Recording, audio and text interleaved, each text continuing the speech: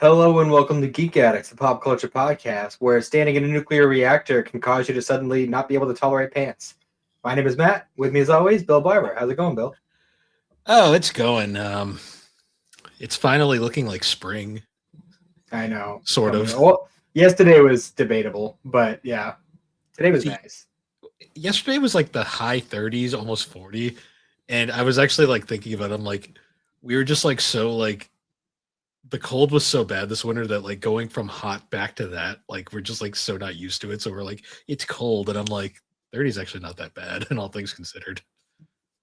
Uh, so that little like 30-second blurb we just did just made me realize that we're old because we I mean, start almost every episode talking about the weather.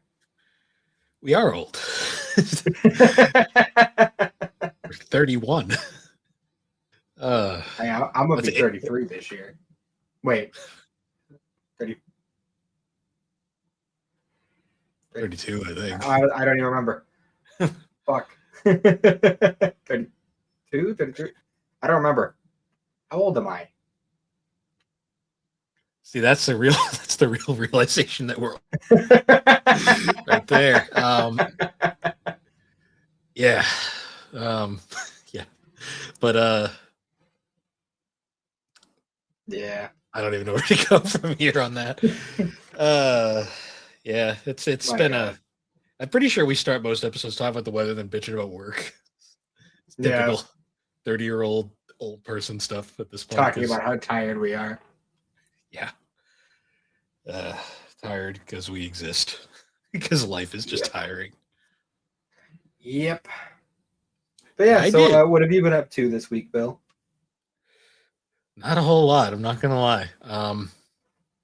So I've been waiting for my tax returns to come back. That's been a big thing. They finally did, so I'm finally debt free on credit cards, which is great. Nice. Um, Now I've just got to keep it that way this year. But That's where I'm at. at least like keep it under control, not get to where it got this year because last year was a fucking nightmare. But We'll see. My plan, we'll see if it actually holds. But my plan is that now that all the credit cards are paid off, and I'm down to just one credit card now. So I have all my auto payments to default to the credit card, and that's just the only thing I'm going to use it for. Maybe occasionally use it for gas, but that's all it's going to be used for. So I think that's a smart play to keep myself from drowning in it, especially now that Cindy's working and we actually have some money to use during the week. yeah, no, that makes sense. Nah, it's been like one of those weeks where I've been just like I wanted to play video games this week and I didn't have time because I was always either tired or I'd get home from work or I was recording a podcast or something. Mm. Because like I think like my 2 free days, I was literally just like I sat on the couch and the next thing I knew it was like 10 at night. I'm like, oh shit. Whoops. Uh, Yeah, so but I no. didn't. Damn it, I forgot to sign this up. Usually pretty good about that. No worries. There we go. No, Don't but mind me, folks. yeah, I didn't really get a whole lot of media stuff done this week. I didn't watch any of my ongoings, so no anime this week. Only played a little bit of my video game stuff. Reading a lot of manga. I've been actually on a manga kick lately because I've been able to kind of just sit down and read a book. Mm-hmm. I'm currently reading the Yashihime manga, and Okay. I have to say, it is like night and day difference between the anime and the manga. It's like it's like the Dragon Ball Super manga like anime differences, only like even more extreme. Yeah.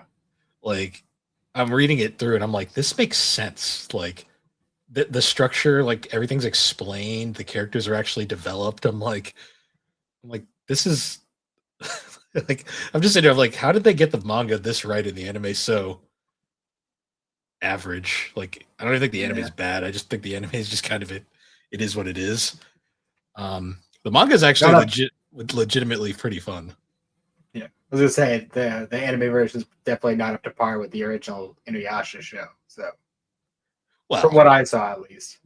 No, and that just was never going to be a thing because it was years later, and I think they wrote that anime from the seat of their pants. To be honest, I think because Rumiko was barely involved. I think she came up with the character designs and some minor stuff, but other than that, it was mostly written by Sunrise, Okay. which shows.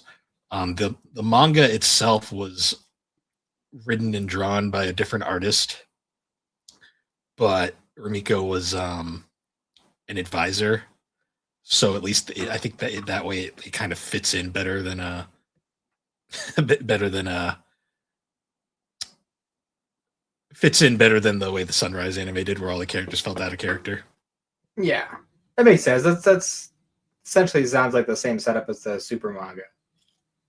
Because Toyotaro was pretty much writing and drawing it all, but Toriyama was just like, "Hey, no, do this instead." See, what's crazy about the Yashahime manga is the artist. It's actually like a male artist, which is really weird at first. But the art style is interesting because it's like super different, but it also fits really well, like with Inuyasha's style. Like it's weird. Like it's very clearly not Rumiko, but it like works in a weird way. Yeah. Okay. Yeah, but I'm on volume 7 currently. I think there's 10 total. Only 8 have been released as of now. So over out in America. All right. Yeah, I still got to finish the anime before I. Well, I mean, at this point, I have to rewatch season 1 because it's been. Yeah, season 1 is the rougher of the two, but you do probably need to rewatch it because there is some. Well, it's the whole setup. I mean, it's half the show, so. I mean, kind of. You'd be amazed how much of season 1 is literally pointless. Like it's actually kind of funny. I mean, that doesn't really surprise me that much, but there's especially if Sunrise is doing the whole thing. There's like a handful of episodes in season 1 that matter, and then it's just like straight up like a lot of like monster of the week shit, which was honestly kind of what Inuyasha did as well. I was gonna say that's the most Inuyasha I've seen out of it. Well, the funny part is they'll introduce a plot thread, and then they'll just ignore that for like half the season, and then they'll do one episode where like, oh yeah, you guys had parents. We should probably talk about them. Yeah, that's funny. And then the whole time, the 3 girls are just like, yeah, we don't give a shit because we don't know them. And I'm just like, well, that's great. The manga at least addresses that they at least care, even if they don't remember them at the same time. But yeah, I'll have to get into that at some point. I'd like to read it too, but I feel like if I'm gonna do that, I should probably take some time and try to read the Inuyasha manga as well. Especially since I know that they made so many like not like hard changes, but like character changes. Ironically, the character changes are mostly it's not even character changes, it's more dynamic changes. It was mostly Kikyo. Kikyo was the biggest change of the thing because they made her way more aggressive in the anime for some reason. Aside from that, the characters are basically the same. It's more they play up certain aspects, like obviously the Kagome sit boy stuff is way more prominent in the anime. It's really pretty good up until like the latter few volumes. Like the basically the ending is very where they clearly start cutting shit. Like the bone eating demons is like probably one of the biggest ones because that's like an entire fucking arc that they literally shrink down to one episode. Yeah, that makes sense. But yeah, I've been reading that and really been liking it. It's refreshing, honestly. Very nice. Yeah, I've been kind of focused more on gaming this week. It is part of the reason why it took me as long as it did to finish Watchmen, is because whenever I'd have like an extended amount of time where I'd actually be able to get a good amount of reading done, that was when I was picking up my my Retroid. Yeah. Which I've been having a lot of fun with. I've been testing a lot of different things and trying to push the limits of it. Unfortunately, I have not gotten Fable to work. I know that it's possible because I've seen people on YouTube do it, but I'm not familiar with a lot of like the settings and how all that works and what is even represented by each setting. Like I don't understand all that. So trying to figure out like optimal settings for a game like that, especially a jank ass game like Fable, the first one. Yeah. But I've been mostly messing with PS2. I actually start and beat Gun this week. Nice. Which was nice because I haven't played that in over 10 years easy. Also, I didn't realize until this current playthrough, but the main character that you play as, voiced by Thomas Jane, who you may not know right now, but he is the main character in one of my picks for Spooktober or Spooky Season. Nice. He's the main character. He's the main character of The Mist. So, oh, interesting. And a couple other Stephen King movies. Have you ever seen Dreamcatcher? Probably not. No. Well, he's in that too. You know what's funny about that game? What's that? When you pay really close attention to it, you realize really quick it's literally running off the Tony Hawk engine, and it's kind of funny. Oh, is it? That's funny. Yeah, it was Neversoft made it, and you realize really fast just looking at it, you're like, yeah, this is the Tony Hawk engine, just heavily modified. That's hilarious. Oh, but like the games look so fucking pretty on that screen. And I was even fucking around a little bit with a Game Boy game. I was testing tested a couple N64 things. Those worked great. I tested Melee, and that worked great. It looked really nice. And last night I got in the third-party dock, and I tested connecting two controllers at once. Cindy and I did a race on Need for Speed, and that worked flawlessly. So I'm very happy with this purchase so far.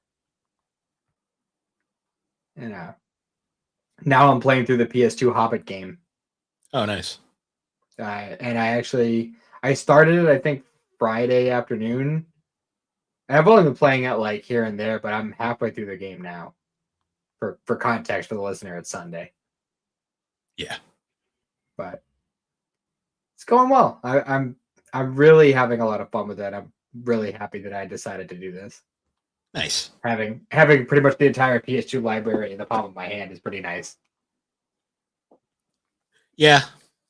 I know some games are probably going to be harder to emulate than others just because there are weird PS2 games that use like this weird loading shit that makes them kind of hard to emulate for some reason.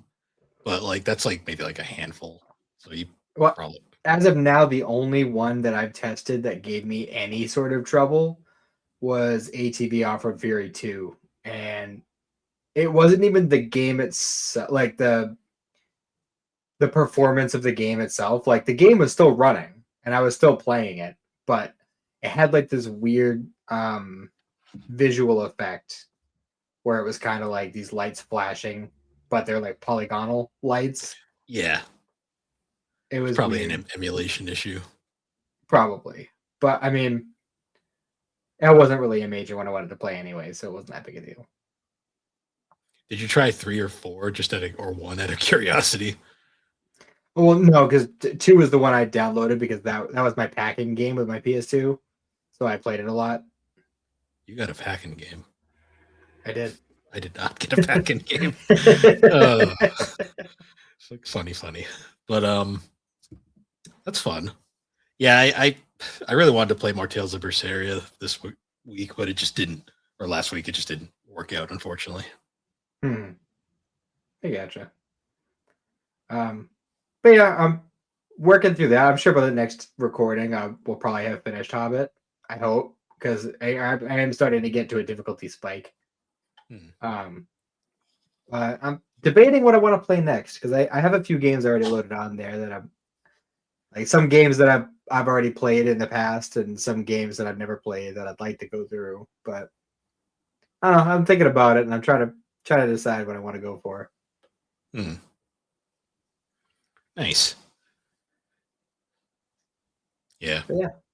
Oh, and I'm also I'm officially in uncharted territory with the CW verse because I've hit the point where I haven't seen a damn thing. Gotcha. That's always fun. Yeah, so it's all surprises from here on out. You're going to see some really Well, good stuff and a lot of shows in a stark decline. So yeah. Well, the last thing I watched was the Elseworlds crossover. that one was good. Stuff after that, we'll see.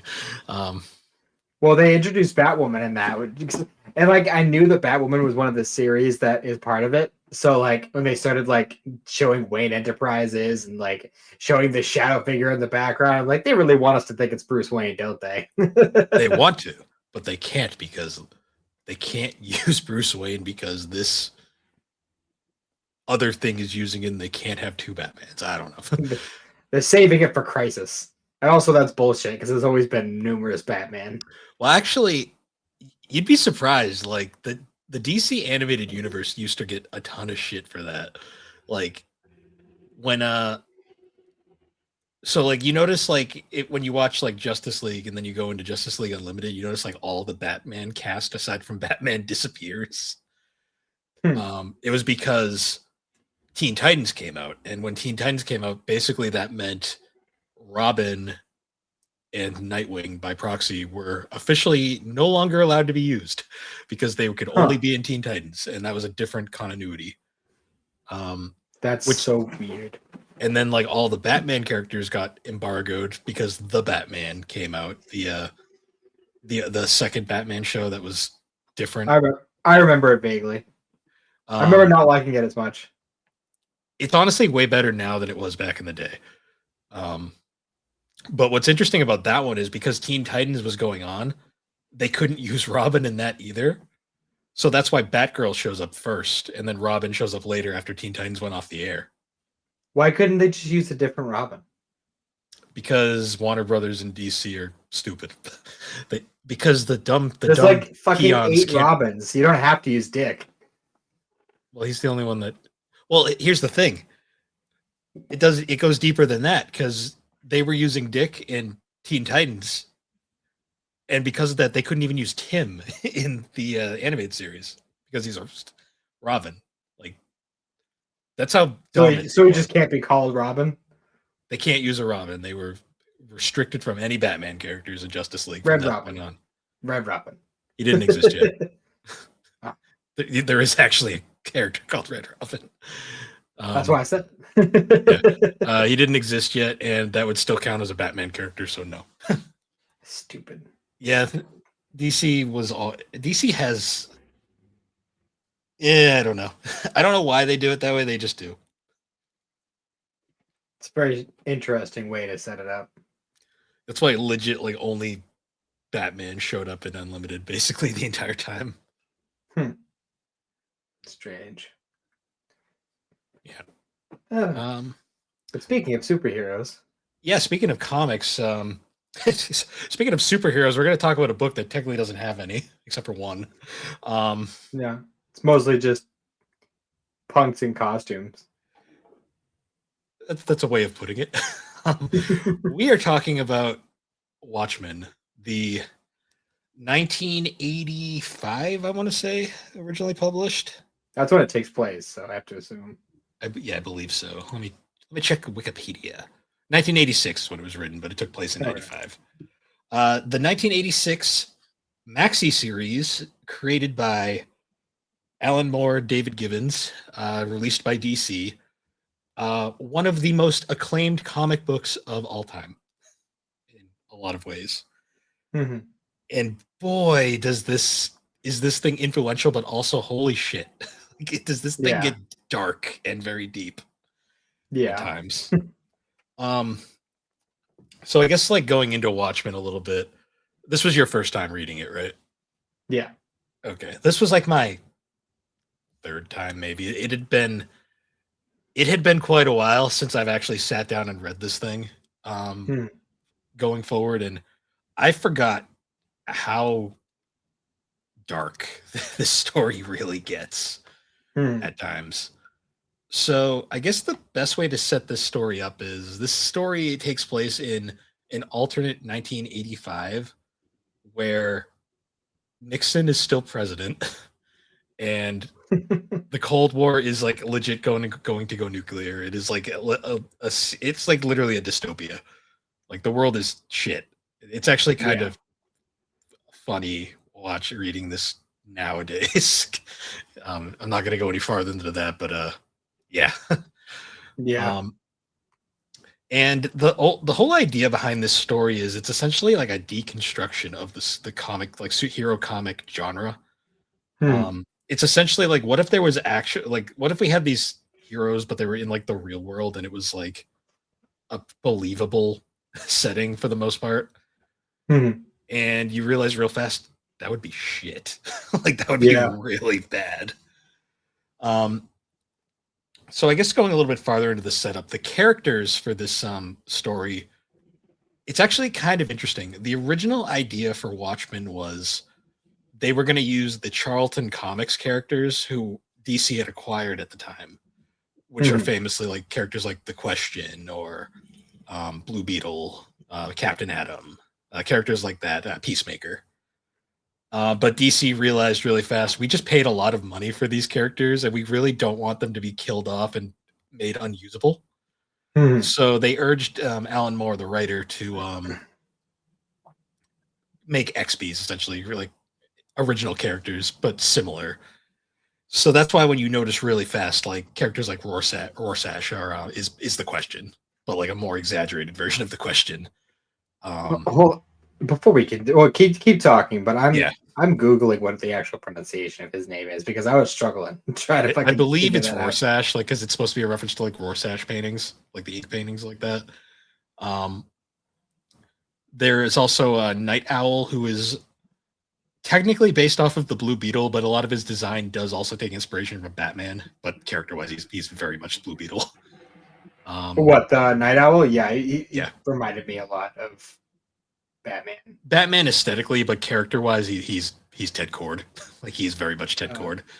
According to Um, this, it's Rorschach. Rorschach. It's a word that's hard to pronounce. Captain Atom, obviously, Doctor Manhattan, Nuclear Man, basically. Hmm. The comedian was Peacemaker, a heavily exaggerated. Basically, Al Moore was like he took everything of a Peacemaker that he didn't like and just exemplified it into the comedian, which is why the Yeah. comedian is the comedian. Um, the other ones are less clear to me. I think the other two are kind of like amalgamations of a lot of characters because I believe what's her name? I'm already forgetting her name. Um, Silk Spectre. yeah, Silk Spectre or Lori. She is like she's supposed to be based off of a character called like um, Night something. It's one of the characters I don't remember, Nightshade, but she takes a lot of elements from Black Canary as well. And then Ozymandias was a reference to Thunderbolt. So Okay. a bunch of characters. Only some of them are really relevant these days. Like obviously, the Question is still around.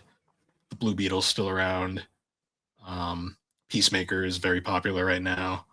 Yeah, they just made a series for him recently, didn't they? He got a series. There was a Blue Beetle movie, although it's not Ted Cord Blue Beetle. It's the his successor. Hmm. Captain Atom is still very much present. Most of these characters are still around. The Watchmen characters, though, are definitely unique to say the least. Yeah, definitely takes its own spin on it for sure. There's no heroes in this book. Like the closest thing to a traditional hero is Night Owl, Yeah, and even then, like his entire joke is that like he's basically a rich boy playing superhero with like the most unnecessary technology that he does not need for what he's yeah, doing. Like he's literally fighting bank robbers and like assaulters. Basically, it's like he does not need his fucking hover ship and mech armor. yeah. But so I guess getting into the story is the way that the story is written is really interesting because it is extremely hard to follow at first. Like, did Yeah, you? it was. I got a lot of the same kind of vibes that I got when I was reading V for Vendetta. Like it took me a little bit to kind of get my bearings and figure out what we were doing in this story. Yeah, because the starting of this, so this story technically doesn't have, it's technically an ensemble cast, but the one who gets the most front and center is probably Rorschach, right off the bat, because he's kind of Either him or Lori. to a degree. She comes in a lot later. It's weird because like all the characters are technically important, but like there's certain ones who make the plot move along. Because yeah, the start of the story literally starts with a murder mystery. Which, fun fact, if you're actually paying attention, the answer to the mystery is literally on the first page. Is it? All right, I got the book here, and I want to. So, also, I'm gonna just say spoiler warning. We're gonna spoil this thing rotten. So yes, if you look really closely on the first page, and you see the little van here, right next to where he fell, the van has the logo for Ozymandias' company on it. Oh, yeah, I didn't notice that my first reading, and then someone pointed it out, and I was like, "Fuck!" Like, are you like really? Well played. There's also another.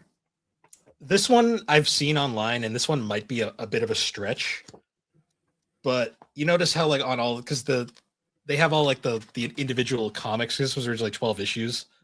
And one prominent feature is the Doomsday Clock in the corner. Yeah. The Doomsday Clock is always in the shape of a V. And the only character whose name has a V in it is Ozymandias' real name is Vet. Vate. Yeah, Vate. Where is it? Adrian Vate. This one, that might just be coincidence, but you know, it's there. There's a lot of the way the storytelling in this series works. I feel like it was on purpose.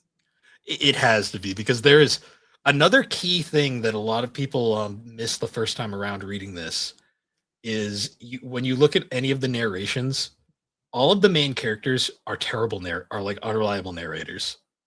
Yeah, because if you look really closely, the dialogue in the boxes doesn't match what's going on in the comic, like ever. Like you'll notice like the art is usually the way I've read it is the dialogue you can't trust. The art is the actual what's going on. And it makes it so you have to really examine everything. And it's a crazy story.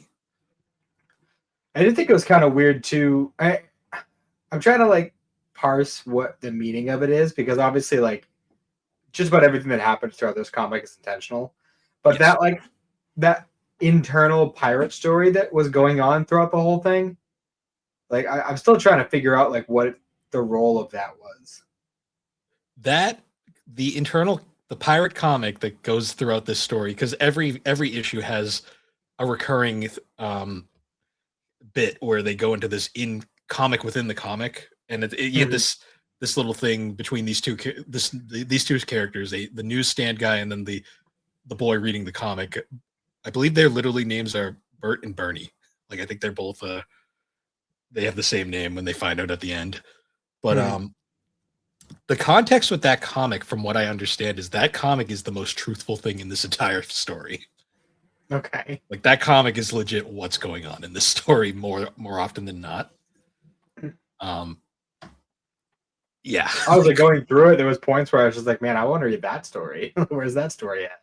Well, you notice how that story is like really foreshadowing like Ozymandias' plan. Like spoiler warning, Ozymandias is the main villain. Well, there's no real heroes in the story, but the main culprit of everything going on. And it's kind of crazy how they really like they keep you off the track throughout the entire run while also shoving it in your face. Because if you this is talking like one thing I really want to praise is Dave Gibbons' art.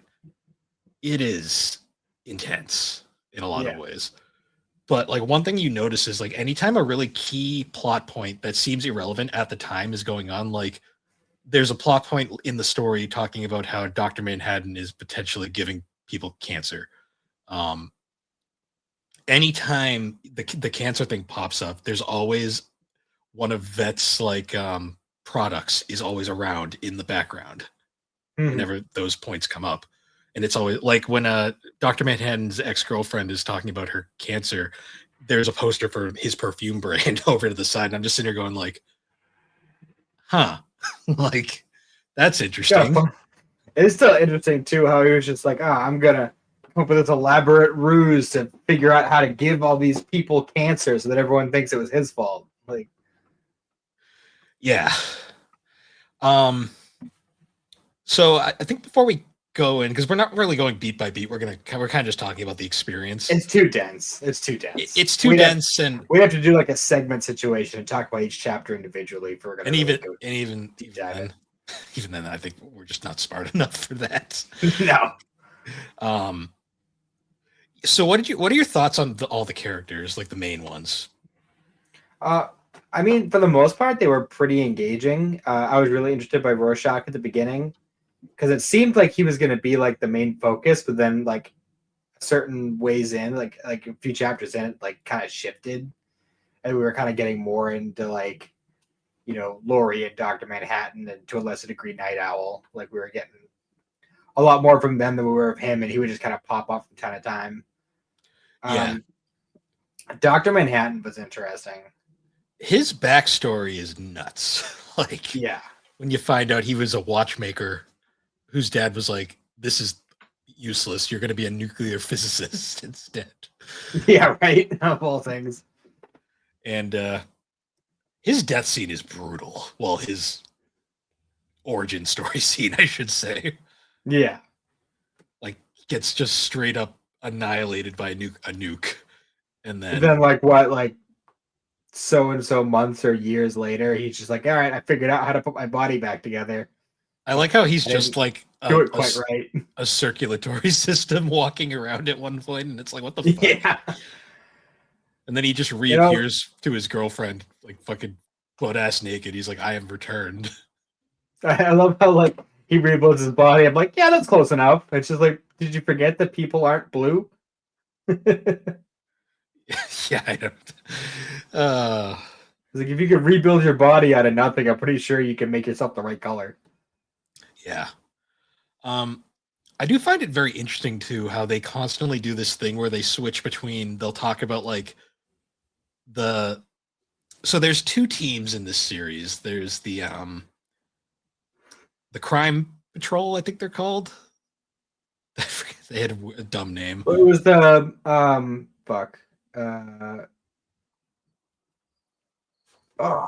So the current day team, or at least before the bill that was passed that outlawed vigilantes, the last team I think was like the Crime Stoppers or some really dumb name.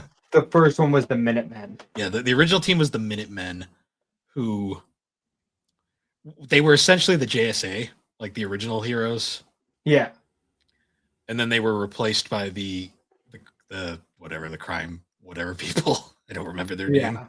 Also, I find it interesting that like the name of like how, you know, Dr. Manhattan was a clockmaker and the original superhero group was the Minutemen. Yeah, and the whole theming of the book is like clock, and then like it's all 12 chapters, 12 hours, it's all there.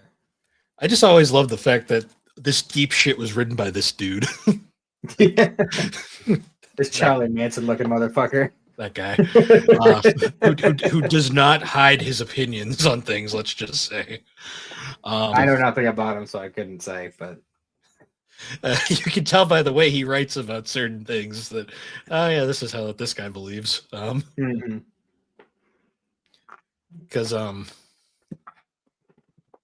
it's so freaking, it's crazy. So interestingly enough, like one of the characters that I think gets the weirdest, like the most development, despite the fact that he literally dies on the first page, is the comedian. Yeah, honestly, and I have a lot of mixed feelings about the comedian, He's not supposed to be likable, so but at the same time, he's not entirely unlikable either. I don't know if I like him, to be honest. He murders a pregnant lady. I mean, a lot of fucked up shit happened in Vietnam, all right? His response to being rejected is he immediately fucking like attacks women. It's not pleasant. No, it's not. And that's why, like, you're starting out and you're like, oh, this dude's just a piece of shit. But then, like, there's some stuff you find out later Well, that kind of like. There's one very big reveal regarding him. Which they don't even, like, completely come out and say. They mostly just kind of leave you to be like, yeah, that what you're thinking is it, but we're not going to say it. Well, Laurie basically says it without saying it. Yeah. And when you go back and think about it, it makes a lot of sense. Especially when you look into, like, her mom, like, in the present day talking about it. Yeah. So one of the big mysteries of this thing is who Laurie's actual father is. And for like most of the story, you think it's this random guy, the Hooded Justice. Hooded Justice, who's also a giant piece of shit. But that's for a different reason. I don't remember what his deal was. It's never explained in the story, but all the backstory reveals he's a giant Nazi supporter. And I'm just like, oh, that's great. Oh, yeah, wonderful. So yeah, he sucks, but So Laurie's mom has great taste in men. I mean, nobody in this book seems to have great taste. I'm just gonna say, except for maybe Night Owl. No, even he has that. He's got that other thing too. Now that I think about it. What thing? He had the Catwoman-esque relationship for a bit there. I don't remember. There was another heroine who he was close to that may or may not have been a villain, but it's not really important. It's mostly just a one-off panel. Yeah, you fucking you bang a bad bitch. You know, it is what it is. Doesn't mean you're a bad person. I think it was more she banged him, but that's besides the point. Just means you're like a freaky. That's all. Night Owl's got a lot of issues. Night Owl is the good boy of the story. He's, despite being like the most grounded character in the book, he has got issues too, though, like a lot. Yeah. But going back to the whole comedian thing, like throughout the story, there's a whole. It's basically said without saying that Laurie's father is not actually her father, the guy that her mom married, and it's left as a mystery throughout the whole story. And because we never actually see what Hooded Justice looks like, it's left very ambiguous. Like in like one of the backstory, like in between chapters, there's a whole point where like the original Night Owl, because the first couple of those in between chapter things are his biography. And there's a point in it where he basically says he thinks this is who Hooded Justice was, but he doesn't actually know. Like it's just kind of a now thing. that I'm thinking about it, the signs are there with him. This dude's walking around like an executioner's hood and a noose around his neck. The signs are there. What's really what's really weird though is he's a Nazi supporter, but he's also implied to be gay. Like, I don't know. But he was hooking up with Laurie's mom, wasn't he? That's what they say, but you got to remember, there's no reliable narrators in this story. That's true. Except for maybe the original Night Owl. Even his biography is questionable because he literally flat out says he just guesses things throughout it. So at least he's honest about it. Yeah, I mean, because he flat out says he's like, I think this is who Hooded Justice is. Like, this guy died right around the point where he stopped heroing, but I don't really know. That's speculation. It's not being unreliable. Well, what's funny is there's actually later on in the story, there's the scene where Night Owl and Rorschach go and confront that bar, and they go to the bar and they confront the bar owner. Mm-hmm. If you look closely in one of the panels, there is a very predominant gay couple, like older gentlemen, like very predominantly in the front of the thing. Mm-hmm. And a lot of fans have theorized that that's actually Hooded Justice with his partner. And David Gibbons actually was told about this, and he straight up said, "That's not what I intended, but I'm not going to Sure. say you're wrong because that's actually pretty fucking cool. Because he says that I'm just like, wait a minute. So you never know. You never know. Yeah. This story is fun because you read the ending of it and you still don't know what the fuck just happened. Yeah.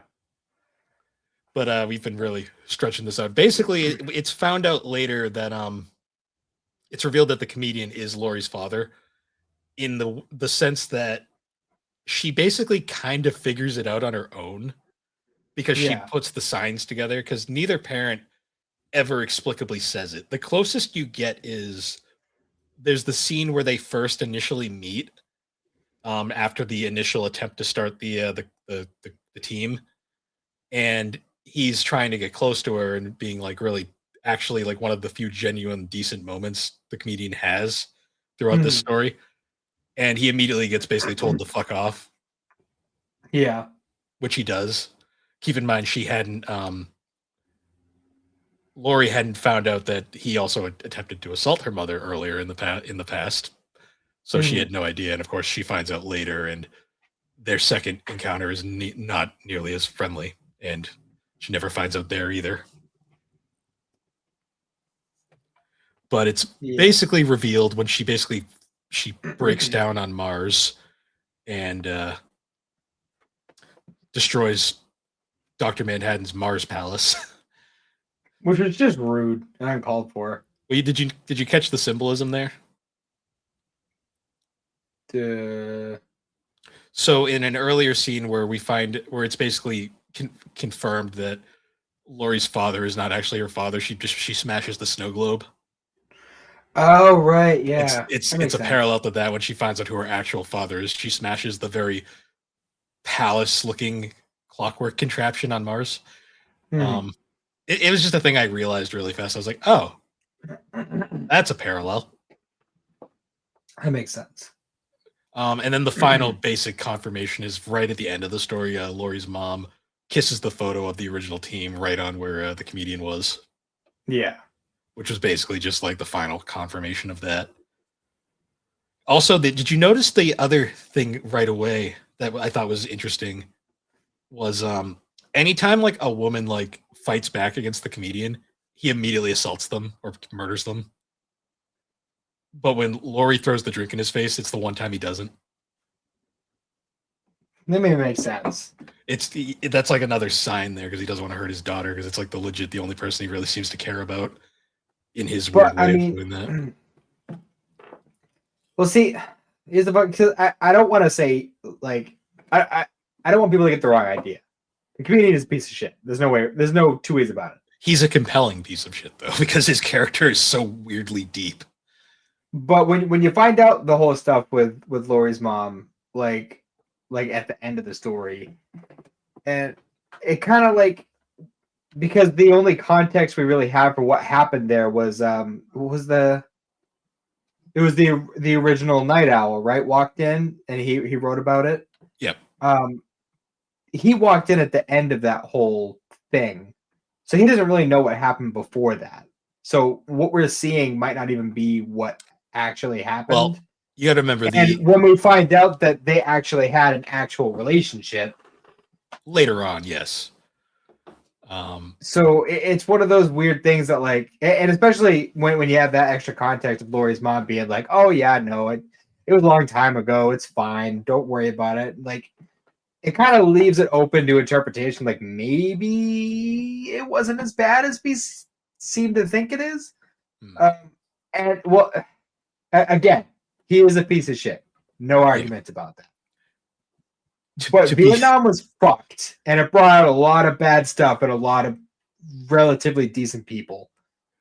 Vietnam was fucked, and being like that dude in that situation, like, there's no excuse.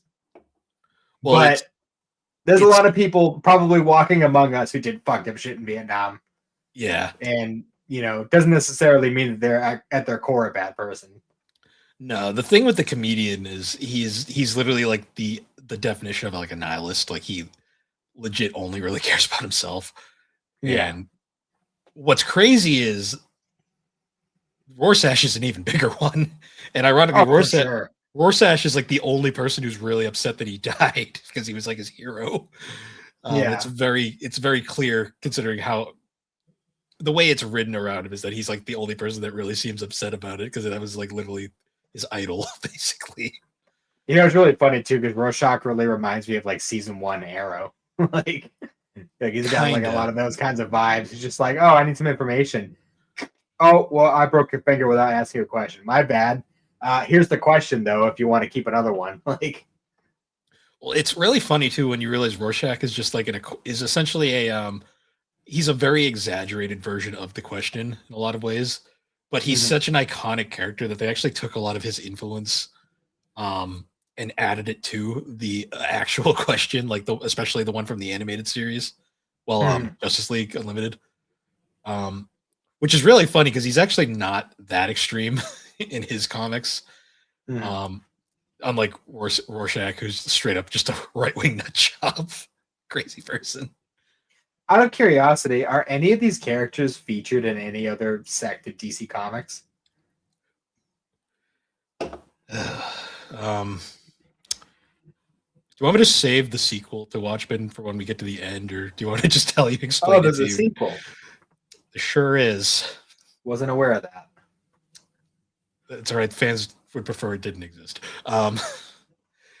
I will. Well, there's two sequels technically. There's the HBO series, which takes place after the events of the series, which is Oh, well, actually, you've mentioned before that Dr. Manhattan was supposedly behind the New 52, so we'll get there. I guess that answered my we'll, own question. we'll get there. I'll explain. I'll explain Doomsday Clock at the end because yes, the Watchmen has a sequel and it is a thing. Um, it's honestly it's just as thick and as long as this, Mhm. and it's not bad, but it's also this didn't need a sequel. That's all I'm gonna say. No, I definitely agree with you there. Um, Also, do you know the fun way how DC screwed over Alan Moore with this? No. So it was written in the contract when Alan Moore wrote Watchmen that as soon as Watchmen went out of print, the rights to it would revert to Alan Moore and David Gibbons, and they would own it as their own creator-owned work. Mhm. The thing is, Watchmen was extremely successful and very popular.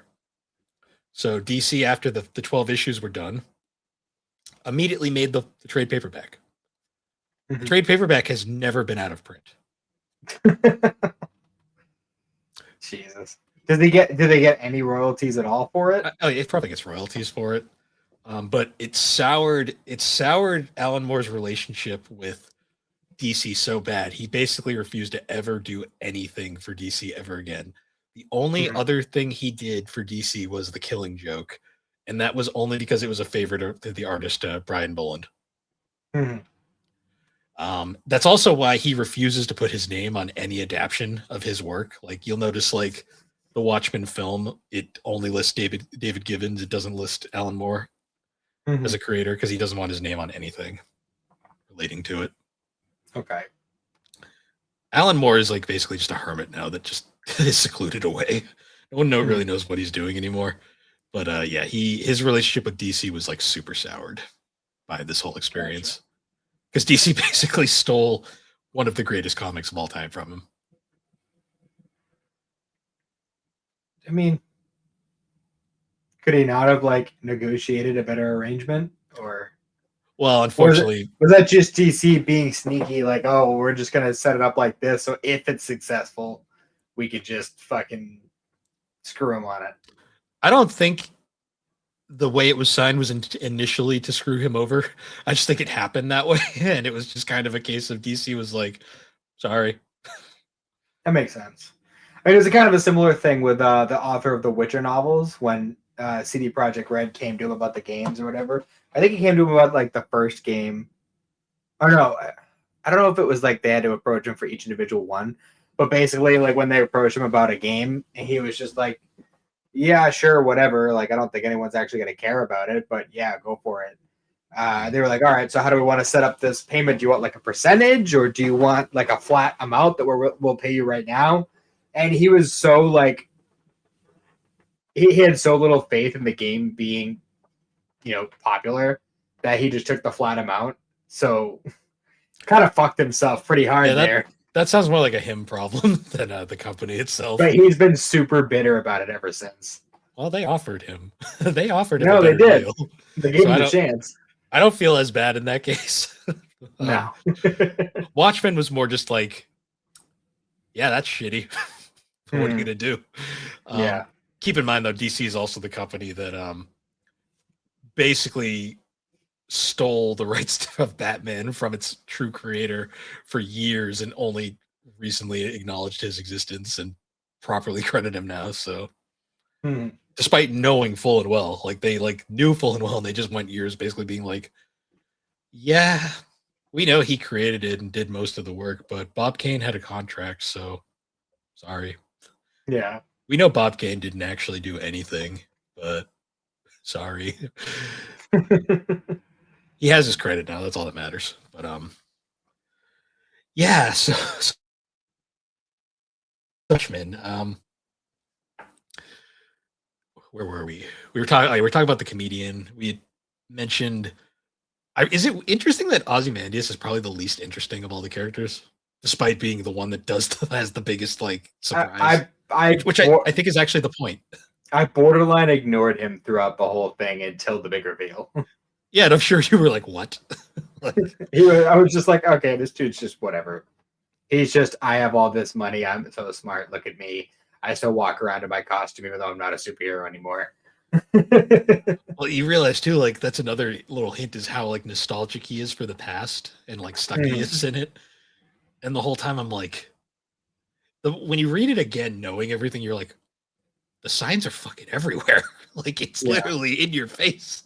I think after a while, when I come back and revisit it, I think I'll find it to be a more engaging. Because the first run through, I was just like, what is going on? Like, I was spending so much time just trying to figure out what was happening in the story that I didn't really have time to stop and smell the roses, Yeah. Well, I mean, because the first time I read it, I had no idea about the unreliable narrator aspect to it and how like you have the art is what you have to trust. So rereading it this time, I'm like looking at the art like super deep, and I'm just like, shit, like there's so many hints everywhere here. When we actually got Rorschach's backstory, though, that was also that was also depressing. Still not sure how true it is considering the narrator stuff, but well, it was almost told exclusively through the art, so true. That is true. And it was like an actual flashback and not just like somebody telling the story. He was just thinking about it as he was being like not interrogated. He was being like psychoanalyzed or something. Yeah, he had a therapist essentially because Rorschach is legit like a nut job at this point. Like he is. Yeah. He is like is he supposed to be like Russian or something? No, he's or is it just because he's supposed to be like mentally challenged that he talks funny? I think it's more that his brain is not there. She's probably gotten quite a few concussions. But in his like backstory flashbacks, it talks a lot about how he's like, he has mental issues, like not like I'm a crazy kind of mental issue, but like, like he's one of those like, I need extra care as a kid, and that was part of the whole problem that he's had with his parents. Well, yeah, because his mom was literally a prostitute, and I'm assuming he didn't have a dad that mattered. Yeah. Yeah, and she lets her feelings about him out really quickly, and it's very like, oh, that's dark. Yeah, it's no good. Yeah, because you find out he's basically just mentally snaps, and then he's the way he is because of that. And apparently he wasn't as like dark or hardcore like in the early days. It was like after a while, and eventually he just fucking broke. It just like, all right, I'm just gonna be the fucking douchebag snapping fingers. Well, it was when he did that first real like investigation where he brutally murdered those two dogs and then left the guy to burn to death in his house that he really The guy who, keep in mind, was a massive piece of shit. Like it's not like he killed some innocent, but at the same time, it was still dark as fuck. Yeah, for sure. Like, because like one of the craziest parts about that whole, so there's a point in the story where Rorschach gets captured by the police, and he's unmasked, and he's an ugly motherfucker. But I think that's kind of the point. Mhm. They're having a psychiatrist like basically do like the Rorschach paintings essentially. Mhm. And they're asking him what he sees, and like at the first go around, he like is like pretending to be normal. Like he'll do like the normal like Yeah. image things, even though he's thinking what he actually sees. Yeah, he sees the dead dog, but he's like, I see a pretty butterfly. Pretty butterfly. But then like the what's crazy about that thing is though, as like that doctor continues to like interrogate, like see him, that doctor slowly starts losing his mind talking to that kid, talking to him. Yeah, it ruins his marriage, and he ends up quitting his job. Yeah, it ruins it. It like literally like ruins his life because like Rorschach is that insane. Yeah. Which is funny though, because then you'll also get like his dynamic with like Night Owl is like surprisingly sweet. Mhm. Like it's like his one true friend. Like even Night Owl's like, he's like, you were so hard to be friends with, and I'm sorry. And he's like, no, it's true. I'm a fucking mess. At least he acknowledges it. Like his first like the first scene where you realize they're close is like when he breaks into, also the running gag of people just breaking into Night Owl's house and him having to constantly call the locksmith. Yeah, right. But he just breaks into his house and he's like, yeah, you were asleep, so I just helped myself to some beans. Hope you don't mind. Yeah. That's a He running does it a gag. lot. He breaks into people's houses and just starts eating their food. Well, if you see his own house, it's a fucking shithole. Yeah. They make the joke too that he smells like shit, like wherever he goes. Hmm. Because like Laurie can't stand him. Like Laurie like hates him whenever he's around. Yeah. Um, We should probably talk about Lori and John a little bit. how Laurie, who's also not a great person, she straight up ruins a relationship just for the fuck of it. Yeah. Granted, Dr. Manhattan wasn't much better in that regard, but like you look Well, at to be fair, she was like 15. It's not like she knew any better. Oh, I will say art wise, like there's that scene where you see like Laurie's like younger days, and there's like that scene of her in the gym. And I was like, oh, okay, so it's just her training. And I'm like, and then it cuts to her mom. Is like, oh, hi, happy 13th birthday. I'm like, 13. Like, Yeah, no. right. I was like, 13. No, Like, that was an adult woman. What are we talking about? no, she was being groomed to be the next Silk Spectre. Yeah. Just when she said 13, I'm like, that's not a 13-year-old. Mm. Maybe for the 80s, but like, holy shit. Yeah, That's actually another big hint to like the actual story in the background too, because it's like Laura's mom like went through all this shit when she was this, doing the vigilante thing, but like she's so nostalgic for it that she forces that lifestyle onto her daughter at a very young age. her daughter who wants really nothing to do with it. Like there's a whole implication that she is just doing it for the fuck of it, doesn't actually care. But she's also got like a weird thing for it too. Like she has like this really love-hate relationship with the suit, so to speak. Yeah, well, she hates the suit. Like so does Rorschach. The metaphorical suit. Yeah, she hates the literal costume because she's basically running around in her underwear. Yeah.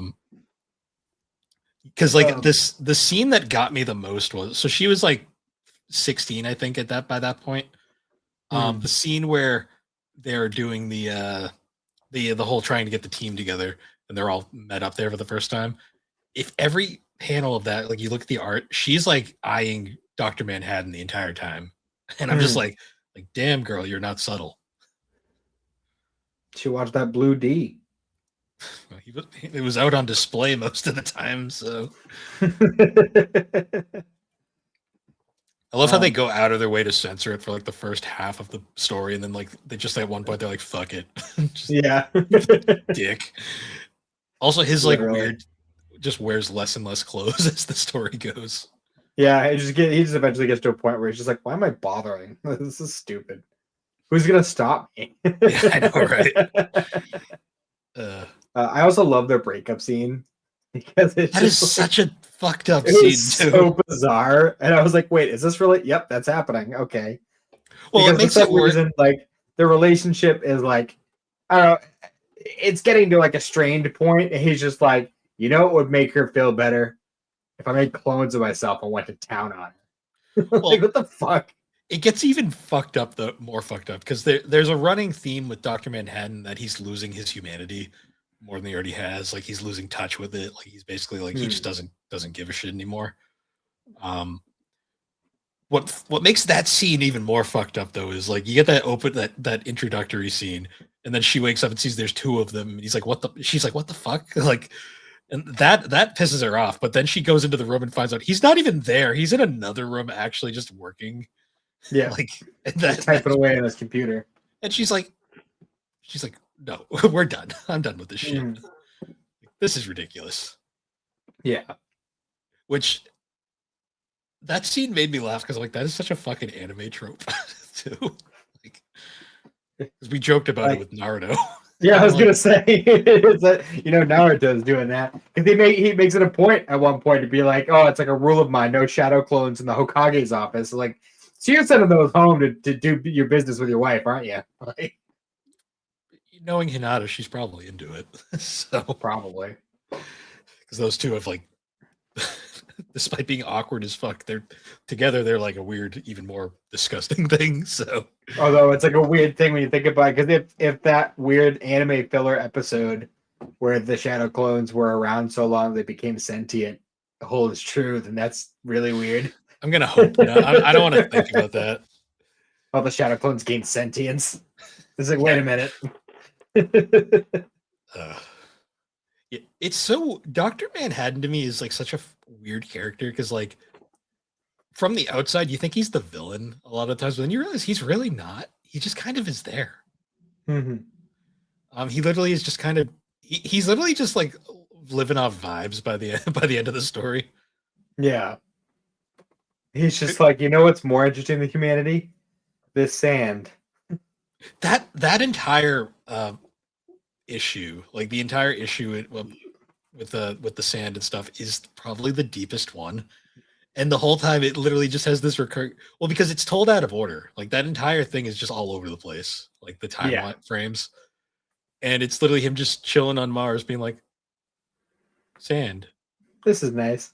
I found this picture. Isn't it nice?" And then we get all his backstory. I love that his like I got like this weird thing in my head. Like I think whoever wrote Frozen definitely read Watchmen.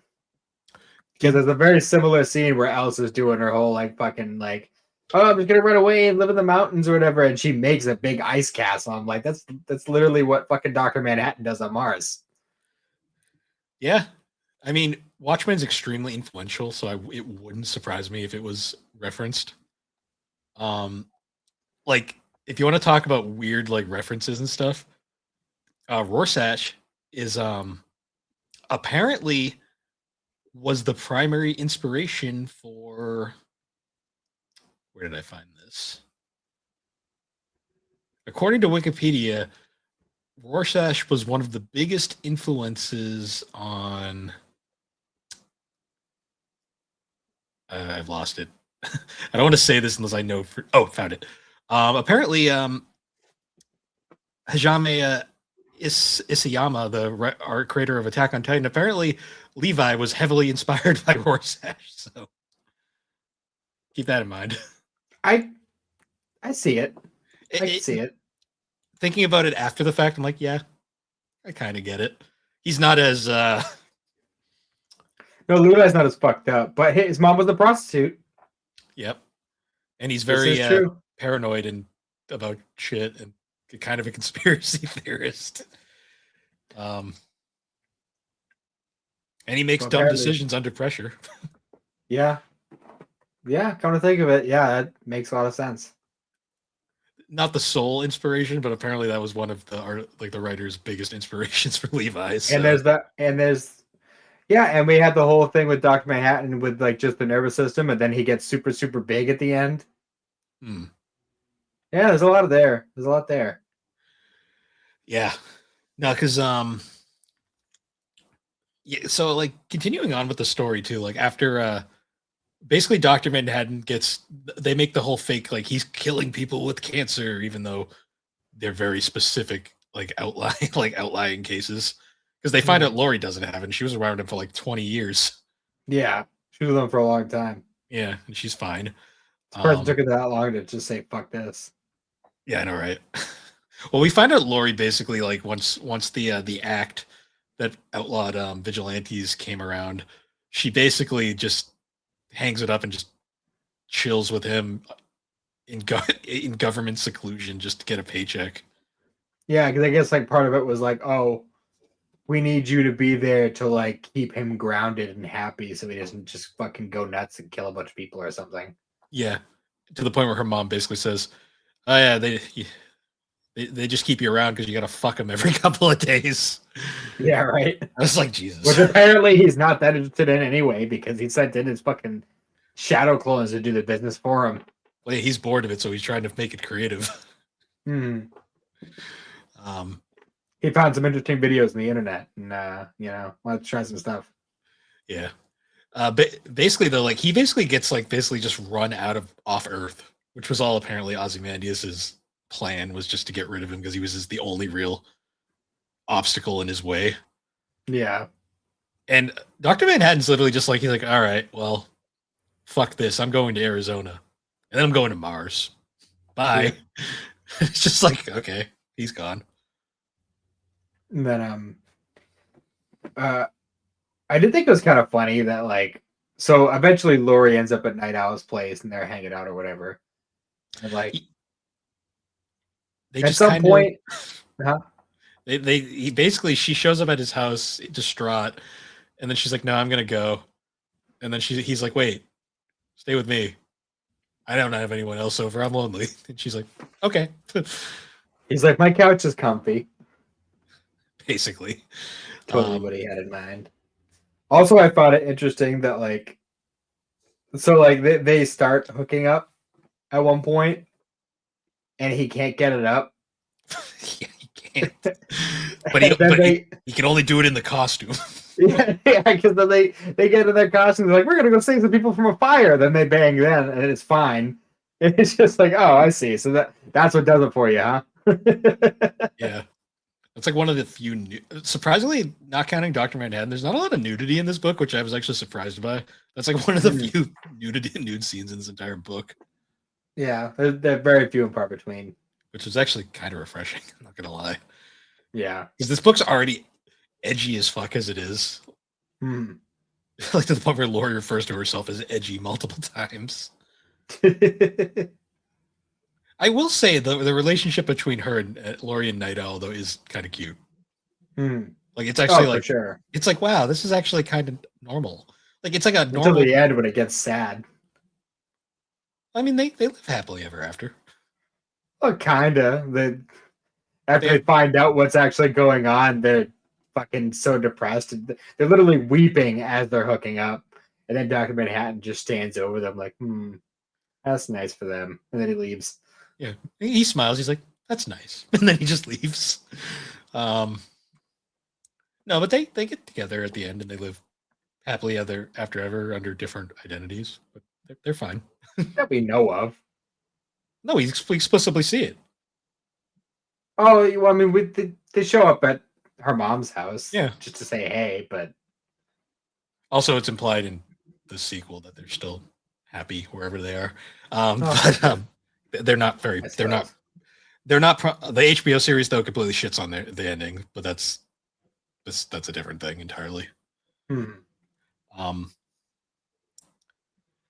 So we should probably get into the actual climax of this story. We've kind of gone over all the characters and most of the here and there stuff. Because the basically the first trigger of the ending is essentially at one point they go save the house fire, like the people in the building. Yeah, the police immediately. Yeah, and then the people immediately show up, and the police show up, and they're all like, "So that's convenient how all this stuff happened. You seem to like owls," and he's just like, "And owls are cool." Yeah. No, he made like a whole thing about the calendar. It's like, oh, do you notice how the next one is an owl? I'm like, did you notice there's a different bird on every page? So like, that's not really anything. Yeah. He's just like, that's a coincidence, sure. They're like, all right, we'll be seeing you. Because you know that they know by that point. Yeah. Because immediately when they decide to do, because immediately after like they bang in the spaceship, he immediately is like, we gotta break Rorschach out. Just yeah, right. Like completely out of there. Like, you know what? I think that guy was onto something. We're gonna break him out. yeah, I think I like the cut of his jib. I know you don't like him, but we should break him out. Yeah, after he killed somebody with a harpoon gun, let's go get that guy. I mean, he didn't matter. It was fine. There's no heroes in this book.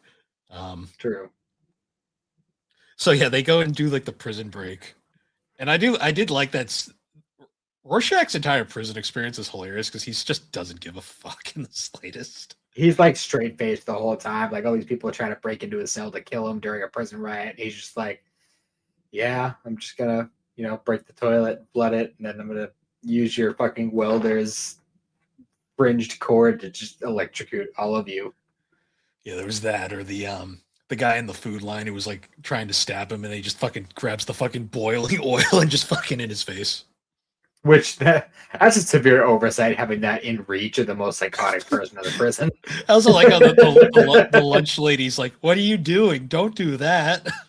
Like, oh my god, the 80s, man. Yeah. So they break Rorschach out, and then they're preparing basically to go on the run, and then Dr. Manhattan just shows up and goes, "Laurie, come with me." She's like, "Okay." Sure. And then they just fuck these guys anyway. Even though Night Owl was like, Laurie, no, okay, you're gone. Oh, she's not coming with us, I guess. Yep. The Ferex came and got her. All right. Let's go. And then they escape off into the snowy tundra. I also love the fact too that like Night Owl has like different suits for different environments, and I'm just like, when would he ever need these? Yeah, right. He fights like bank robbers on the streets. Even though the snow one does come in handy. He just liked to have his toys, that's all. Yeah. So they're doing that. They're heading off to basically confront Ozymandias because it's been pretty much confirmed that there's something going on there. They know he's involved. And meanwhile, Dr. Manhattan just takes Laurie up to Mars and then forgets that she needs air. Yeah, right. He's like, oh, right. Sorry. I forget about these things. My bad. And she's like, don't forget the goddamn air. It's too funny. But yeah, we have basically all that really happens with Laurie up on Mars is she has the whole reveal about who her dad is, and then they break down and then decide to go help back on Earth. Yeah, she spends the whole time trying to convince fucking Manhattan that people are more interested in the sand, and eventually he's like, yes, the chances of the one sperm and the one egg combining, it's just like the sand. And it's she's like, legit, they're gonna kill everybody, and he's like, I don't really care, but I guess I'll help you. I don't know why we're turning him into Shatner, but don't care, but you were really good in the sack. Shatner would have made a good Dr. Manhattan. That's a movie I'd like to see. I gotta watch the Watchmen movie. I've never actually watched it, and I've heard it's not. No, I was actually gonna ask you about that. I thought you had seen it. Shit. Well, I mean, that's all I've ever heard is that it's a bad, DC movie. But... So, see, all I've ever heard is people say it's bad, but then I've also heard people say it's not. So I don't know. I guess we'll have to cover it on the show and form our own opinions. Yeah, it's because honestly, like, not to spoil my opinions for the end or whatever, but I feel like this would work. It would be more engaging in a different medium. From what I've heard, the movie is fairly faithful. It's just it's a movie. Taking a comic and making a movie is gonna be, especially one this dense, is always gonna be hard. Well, there is a director's cut, so yes, that is true. Yeah, so going back to the plot though, so they're basically Rorschach and uh, Night Owl are basically heading towards Ozymandias's snow fortress because he earlier in the story fakes his death and just kind of disappears off the grid. Mm-hmm. Because reasons like it just kind of happens, and the whole time I'm like, It's like, oh okay. yes, the mass killer. Well, yeah, because there's a whole thing about they're killing heroes left and right, which we find out later is all Ozymandias. Yeah. Because there's an earlier part where we find out the comedian had gone to one of their villains who had been kind of like reformed by this point and basically just confessed all this stuff, which he was like he referred to it as drunken rambling, but we find out later was actually him. He got too close and basically discovered Ozymandias's plot. And we find out basically it's basically revealed, yeah, he killed him because he knew too much. Yeah. He didn't want to be part of it. Because by that point he was like, well, gotta keep it going. Yeah. Because we then find out like this whole doomsday clock that's been very present on all the volumes is actually counting down till midnight, which is when Ozymandias's plot was supposed to take place, where he was this thing that has been foreshadowed basically throughout the story is that he's been planning this big thing. Like you see like little images of stuff that you're like, what is that all about? The whole as you read. And we find out he's basically going to save the world by killing everybody. Mm-hmm. Well, in New York. Killing New York, basically. Because his thoughts are, his entire plan is, I'm going to make the world think aliens are coming. Mm-hmm. And that'll cause everyone to unite under one greater good for the sake of humanity.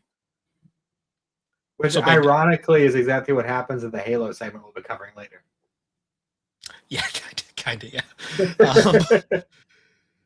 So basically, it's like this whole thing of like they're going. He's basically like planning it out. He's like, "Oh wait, you didn't think you could stop this?" And he just fucking does it.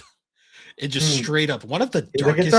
He's like, I did it like a half hour ago, man. Yeah, it's like you guys are already too late. And like we cut to one of the darkest fucking panels in this entire book. I can see if I can find it real quick. Oh yeah. This beautiful image. Yeah.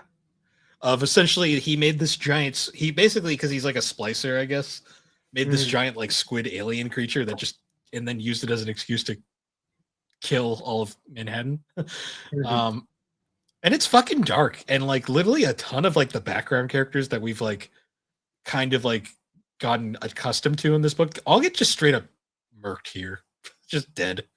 Yeah, Bert and Bernie dead. I'm so fucking sad when they died. I was like, these guys have been like my favorite recurring characters because the comic scenes are always really fun.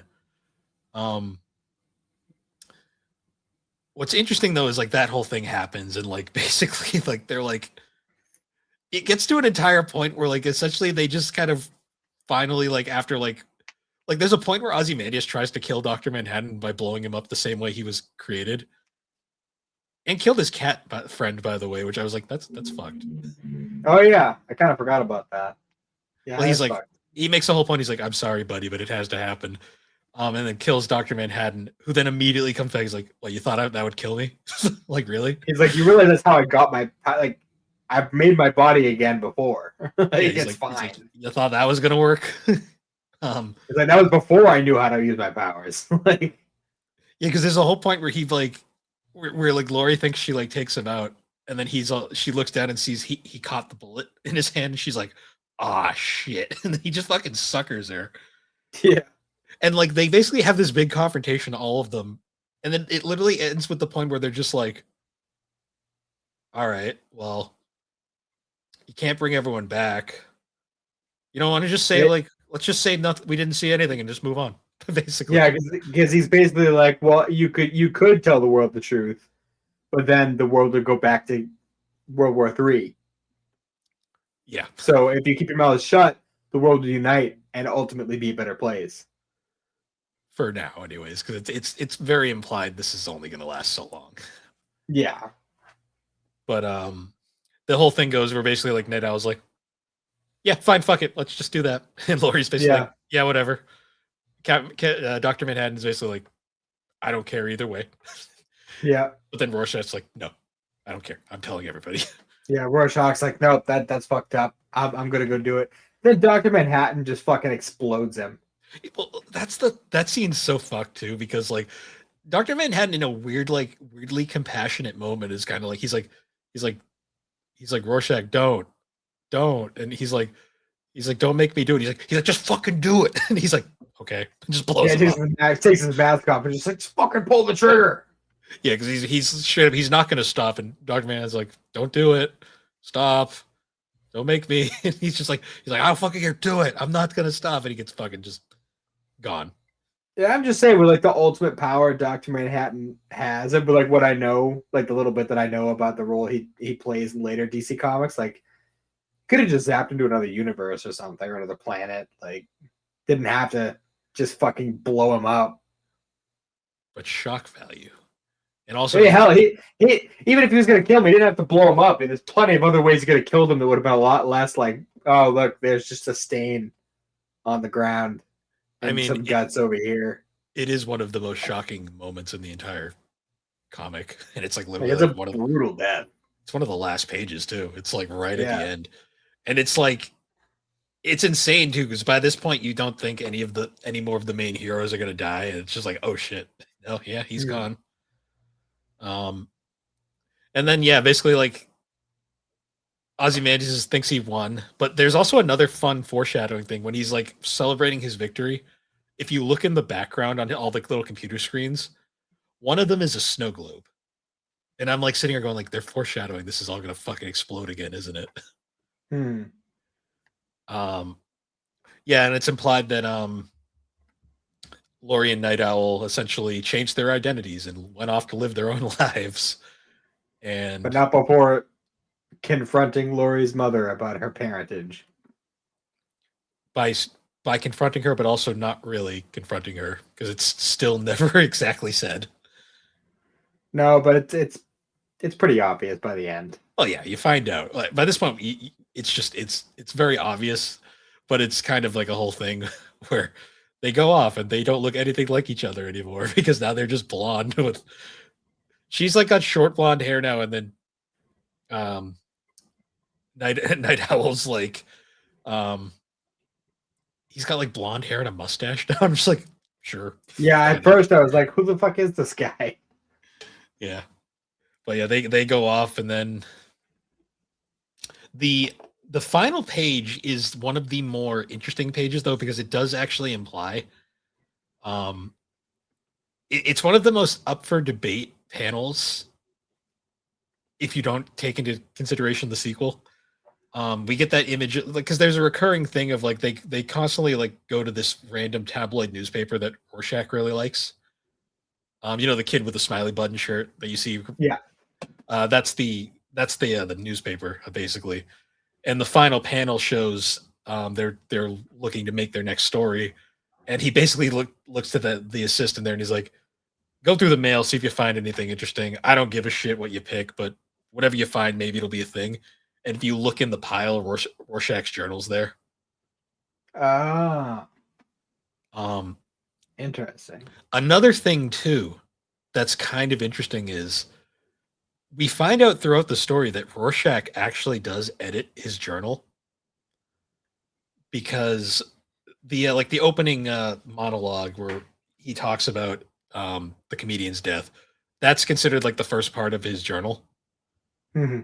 But when we go to that newspaper the first time he apparently sent it into them, they basically reject it considering it's too hard to read and it's a bunch of rambling gibberish. Mm-hmm. So then one of the second times they appear, they read that opening part again, but it's been dumbed down considerably and has much easier to read dialogue.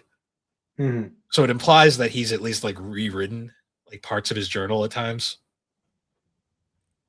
But it's basically it's left ambiguous whether or not the truth will ever get out. That is until Doomsday Clock happens, where it's basically implied that yeah, they did find that out, and it did basically the world did go back to shit really fast. It's about right. No, Doomsday Clock, though, that is its own can of worms because essentially Doomsday Clock was written as Jeff Johns really wanted to do a sequel to Watchmen, but he also wanted to somehow incorporate it into fixing the fuck up that was the New 52 by basically ignoring all of the shit that originally, basically, because the original explanation for the New 52 was Barry went back in time to save his mom in Flashpoint, and then as he was coming back, he encounters this like being known as Pandora, who basically is like, "There's a great evil coming, and we need you guys to be stronger. So I'm going to combine all these worlds together to make you guys stronger." And that's how the New 52 is born. It's a whatever plot. It kind of just it happened. We find out then, though, years later that they were like, that was a mistake. We need to unfuck the DC universe. They decided it wasn't Pandora. All that shit doesn't matter. Dr. Manhattan. That's what happened. It's basically implied Dr. Manhattan, after he left the universe, decided to go play God in other universes. And he came across the DC universe.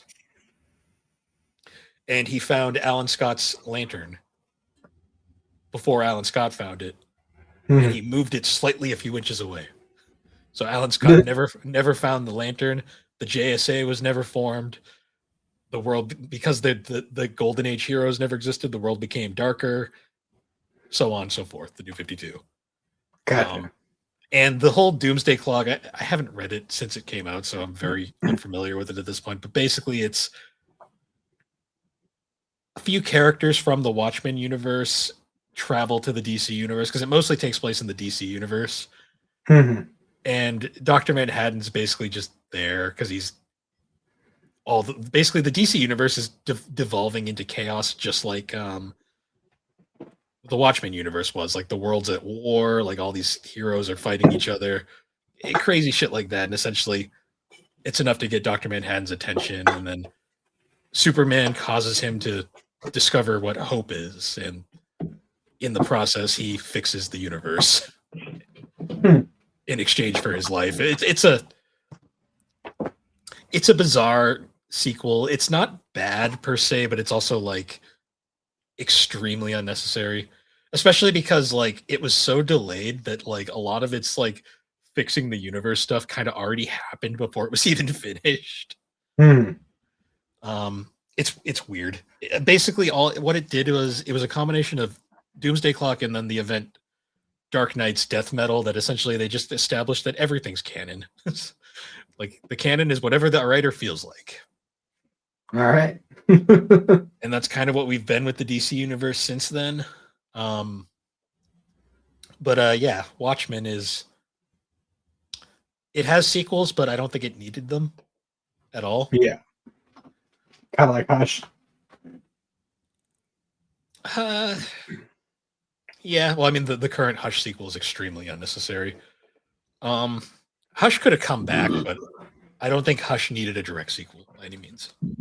He could have been like a regular Batman villain at that point. Yeah. See, the difference with that is, though, that was canonically in the DC universe. This was meant to be a standalone story. Yeah. One thing I do want to say, though, about like the way this is laid out, this book, for a lot of points, uses like what is called the 9-panel layout, where there's no like there's really not a ton of full page spreads like anywhere in this story. It mostly uses the 9-panel grid with slight variation, which inherently is very easy to follow because it's literally just read left to right across the panels. It works for this story. I don't think it works for every story out there. What do you think of it? Of the layout? Yeah, the way they handled like the paneling and stuff. I mean, it was consistent at least. I mean, I definitely think there's something to be said for experimentation with panel layouts. And I know that's one of the things that Toriyama was really trying to drill into Toyotaro, is because Toyotaro kept doing very basic layouts. He was trying to get him to kind of like get out of the box. Because, like, I don't know, because again, like I'm still relatively new to American comics, so I'm used to manga, and a lot of manga artists like to play around, or they'll have their different styles for panel layouts. Yes. Like for instance, Kishimoto for Naruto, he loved doing like the um for a lot of like the big moments, like you know how in the Naruto anime they do the triple take a lot, Hmm. where you'd have like you know like the impact, and you'd see it from one angle, then you see it from another angle, then you see it from a third angle. Yeah. That is like a direct reference to the manga, because in the manga it would be like one page would have like it would be separated into three panels in like different you know, so there'd be like triangles or whatever, and it'll show the same scene from multiple angles.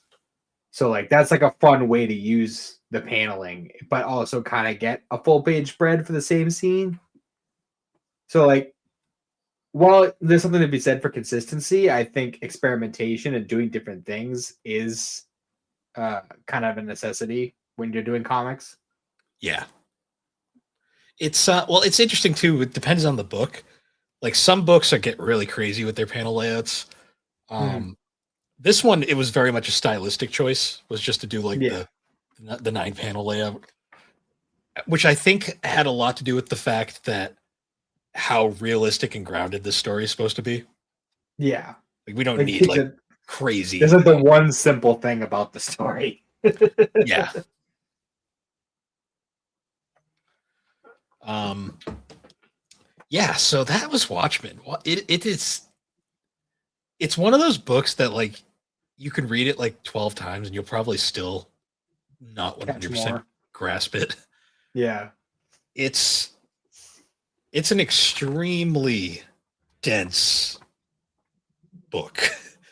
And yeah. it honest to God, It took me longer to read than Lock and Key, and Lock and Key was very long. it's the thing with this one is like it's only 12 issues. It's like not the longest thing in the world, but like every page, like you look at this, like there is so much dialogue here. Yeah, it's But a at very this dialogue heavy series. but then once you realize like the dialogue can't be trusted most of the time, then you have to analyze every panel and like look at the Mhm. backgrounds and just see like what's going on because you can understand why this is considered one of the greatest novels of all time. Yeah, Like this is one of those those books where like when you see the people that go comics are for kids, I'm like, no, they're not. No, they're no, not. no. Anyone who says that is a fool. Yeah, this is like straight up like this is basically literature, and honestly, Mm, you just get pictures to go along with it. right. Um, I still I still enjoy it though a lot. Yeah, I just finished it, and I definitely want to move on to some other things. Like I actually just only a few pages in, but I just started reading Howl's Moving Castle. So like I definitely want to start reading other stuff, but I am looking forward to like a couple years down the line, opening up Watchmen again and reading it through with the context of having read it before and seeing what else I can get from it. You know, Mm. revisiting it. It'll be very interesting now that you've read it, how many other books you'll read, and you'll realize, oh, that was a Watchmen reference. Yep. Like, is this like Akira? So much shit was influenced from this book, Mm-hmm. and it's. I'm definitely happy I own it. Like, I'm happy I've like this was one of the first when I got into comic collecting. This was like one of the first things I bought because basically everyone said you had to if you're going to be a comic fan, you got to experience this. Mm-hmm. Um, that being said, though, I will admit Alan Moore's not for everybody. The way he Yeah, writes it is is pretty dense. is very dense. He also there's a lot of shit in this book that you read it now and you go, oh, that wouldn't fly today. Yeah. Um, I think again, I want to watch the movie and get it from a different angle, like look at it from a different medium. Mm. I think in terms of like a comic book experience, I think I like V for Vendetta a little bit more. V for Vendetta is a more focused plot, Hmm. I'd say. But as far as reading it the first time, because it became a lot more of like trying to figure out what the story was doing as opposed to enjoying a piece of entertainment, you know? Yeah. No, Watchmen is like legitimately supposed to be a book that makes you think about shit. And Hmm. like it's supposed to be one of those stories that like lives in your head like rent free, basically. Yeah. Cause like after reading this last night, I was like thinking about it for like hours after. Like I'm just like I'm just the whole time I'm like, what did I just read? Like what's Hmm. going on in my head? You know what's funny too is when I started reading it, my mother-in-law, it was like, oh, I read that back in the day. That has the blue guy in it, right? That's amazing. You've met Lisa, right? Yeah, Pretty sure you have. Yeah. the blue guy. Mhm. Yes, there is a blue guy. Yep. So yeah, that was Watchmen. One other thing I wanted to bring up too before we move on is the colors. Like the so the colorist for Watchmen was a guy named John Higgins. Mhm. And I have to say the way he colored everything, like those like garish colors really make it pop Yeah, for sure. like for the time. Cause like there are some panels that are so fucking ugly, like in that beautiful way where I'm just like, God damn. like the Especially scene where comparing it. Oh god.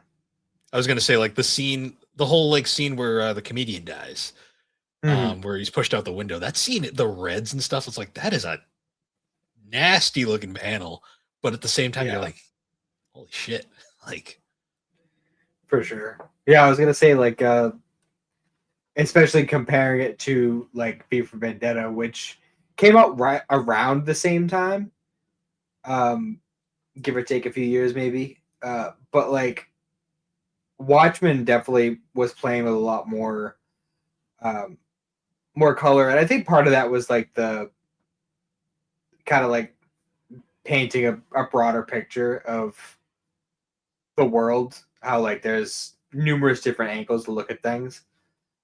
Uh, but V for Vendetta had a very much older style to it, yeah, where they were using like maybe four colors throughout the whole thing. it had a look that it was going for. Yeah. Um, it's really weird, like because whenever I go back to old comics, like the art is always one of the things that always sticks out to me because the art was very different back in the day when it came to comics Yeah, for compared to sure. modern art. Um, just like the way it's colored, it's like so. It's just kind of like another image, like scene that I remember vividly is like the scene where Rorschach gets unmasked, and they like Mhm. really highlight his face, and you're like, it throws you off because you're like, God damn it, he is hideous, like the way he is Yeah. drawn. Like No they kidding. really go out of their way to like make it. They're like, yeah, this guy is ugly, and it's supposed to be. Hmm. There's a reason he wears the mask. He refers to the mask as a face too. Well, he's like, oh yeah, Well, he's not mentally stable. the character Walt, his name is Walter, I believe. He He that looks like that a Walter. his character's dead essentially. Like he himself, he considers himself dead, and he just is Rorschach now. Hmm. And I think that's all part of the whole mystique of it. But yeah, it's still it's still like a 10 out of 10 book for me. Hmm. Like you can, it's very understandable why it's considered the one of the most important comics ever made. Yeah. Um, so yeah, I guess now to end things off, we'll move on to our segment for the week. We're gonna start putting them at the end just to not break up the topics as much. I saw some people online commented on it, so we'll see how it goes. Um, so I don't remember what music we did. I'm not gonna lie. Me neither. I think it was this one because it sounds Halo-ish. Hmm. What was our? Oh right, it's Halo anime time. Yes. All right, so returning back to Halo Legends, we now have the second segment um, from the the Blu-ray / Amazon Prime release schedule. Origins Part 2, Mhm. which is the direct follow-up to the previous segment Origins. Once again, animated by Studio 4 Degrees Celsius. Still hate that name. It's just dumb. So the first part of Origins really focused on like basically the backstory to the Halo universe and all that stuff. Part 2 now focuses on the rise of humanity as a civilization, Mhm. and then like the rise of the Covenant and all the war essentially going on with the worlds. The one thing I found really interesting about this segment was it essentially takes place throughout the Halo games. Kind of, yeah. I mean, by the time Halo starts, the whole war between the Covenant had already begun. Yes. I don't know how long humanity had been like traveling through space up to that point. But I know, I mean, the Spartan program had been going for a little bit at least. So, because I know like all the scenes, like because it'll cut between like the plot scenes and stuff, and then it will cut to like these scenes of Master Chief, and I believe those scenes all take place throughout the trilogy. Because I know the way it ends is like essentially like right before where Halo 4 starts, I believe. Is it? Well, I think it's I like know, it's like we saw little bits and pieces of like the flood coming back and infecting the Covenant, and then later the UNSC. It was hard for me to really like parse when certain things take place. I also didn't play Halo 4, so I have no context for that game whatsoever. It's been a long time since I played any of the games really, like all the way through. I know the ending kind of implies it because it shows Master Chief's back in the pod again. Mhm. And Cortana's kind of just chilling there, and it shows that she's kind of suffering from that glitch. Right. Okay, you were talking about the right when like the like present way with Cortana telling the story rather than Yeah, flashback. Gotcha. yeah, because it cuts to all the flashbacks between where we see all the different moments he had throughout the story. It's kind of weird how they handle it. Like it's kind of in between. They're explaining like the backstory, but then they'll cut to like a scene of Master Chief, but they won't really focus on what Master Chief's doing there because they're still explaining the story. Yeah. Which it was hard to follow at first, but then when I realized what they were doing, I kind of got it. I was like, oh, okay, they're summarizing the plot of the trilogy while also explaining the backstory to the events of the trilogy. Yeah. Which is a choice, I will say. For sure. And it's kind of I hate to say it, but that's really, really all there is to it. Yeah, honestly, I feel like we should have done the first two parts as one segment. Yeah, honestly, rewatching these, I forgot that Origins is basically just they're one thing. I will say the animation is really pretty. I think they do a really good job. Very clean. Yeah. Like, Halo works as an anime surprisingly well. Yeah, honestly, that they were to actually do like a series, I'd be into it.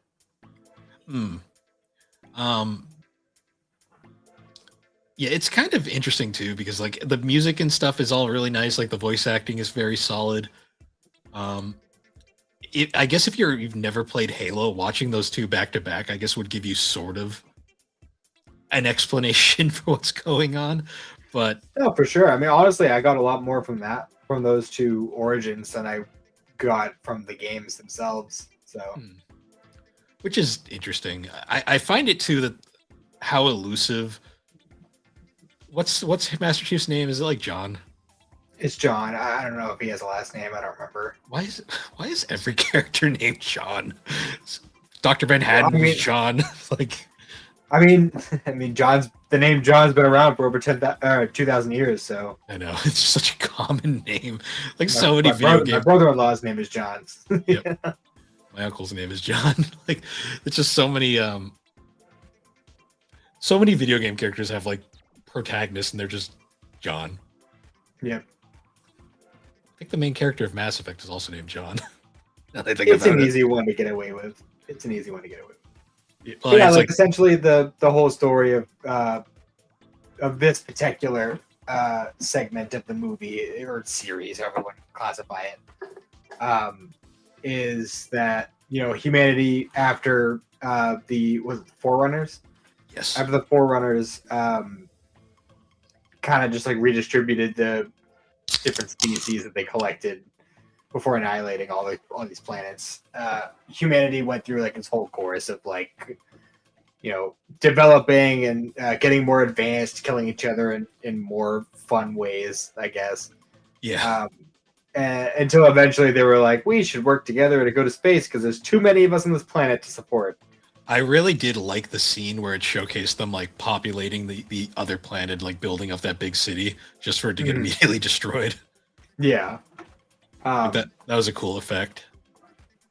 But essentially it was just like, yeah, but you know what? Even if they're in space, they're still human. So they're going to continue to kill each other until a threat big enough to unite them comes up. Which, again, it's ironic that we're talking about this right after talking about Watchmen. Yeah. Yep. It's funny how that keeps happening. Yeah, it's almost like we planned it, which we didn't at all. We didn't. But we can pretend we did. It turns out symbolism runs deep. Yes. Also, apparently these two segments aired in 2010, so these are over 10 years old now. Over 15 years old. Jesus Christ. Yeah. Animation still looks pretty good too. Yeah, it looks clean as fuck. Like honestly, I have no complaints as far as the animation and art style go. Yeah, so that was the origins. Thankfully, every other segment after this is its own original thing. So it's like actually a story and not just like, oh, this is what happened thousands of years ago. So every other segment is a standalone original concept. And what's fun about them is they're all animated by different studios from this point on. That's fun. Except I do enjoy that. There's only one other one. So there's one more that Studio 4C did, 4 degrees Celsius, whatever the fuck. But that one isn't till much later, and their animation's so pretty, I don't really care. We can see them again. Fair enough. I am looking forward to seeing what the one done by Toei looks like. That one is very fun, and we'll get to it in a couple weeks because it's the 5th segment. Gotcha. The next segment, though, is a fun one. It's called The Duel, and it's produced by Production IG, so that'll be different. All right. Is there anything in particular that I would know that studio for? Or well, Production IG, believe it or not, has done a lot of things like Akira. Oh, okay. Ghost in the Shell. They just did Kaiju number 8. So a lot of the mindfucky stuff. Okay. They've done a lot. Yeah, Kaiju number Fooly Cooley, apparently. Oh, no shit. Okay. They do good work. Haikyuu, apparently. Oh, they did Kimi ni Todoke. What about that? Oh, wonderful. How about that? Yeah, they've done a lot. All right. They're one of the more prolific studios on this list. Mm. And their segment is, from what I remember, interesting. I have not watched this in like over a decade, so I'm curious to see what comes up. Well, I'm looking forward to checking it out. Yeah. The toy one is very fun. They're all, honestly, all of them are really fun. The other one that 4 degrees Celsius does is actually my favorite. So we'll get to that one later. Mm. But yeah, that was Halo anime time. And with that, I think we will wrap this episode up. Once again, guys, thank you for joining us on Geek. I don't know what show I'm doing. Geek Addicts. Whatever show this is. Yeah, Geek Addicts. You can find Geek Addicts on all the major podcasting platforms, and check us out on the Superpod Network. That's superpodnetwork.com. Awesome site where you can find all sorts of different videos, blogs, podcasts. We're currently doing a series of blogs on our favorite Game Boy Advance titles. I did one; it should be out at some point, uh, whenever Aaron publishes it. So look out for that. And yeah, keep an eye out for any more fun stuff from us there. And until next time, guys, we will see you all later. Have a good one.